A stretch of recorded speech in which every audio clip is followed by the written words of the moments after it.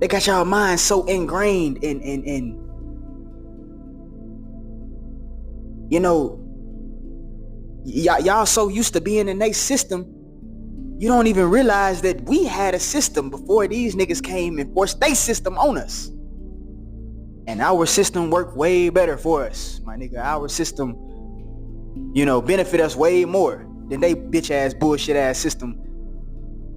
You know what I'm saying? They system ain't created for us to thrive, to survive, nigga. When the fuck you gonna realize that? You ain't never gonna get rich fucking with these niggas.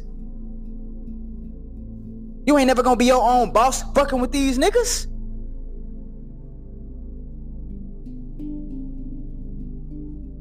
You ain't never gonna own shit.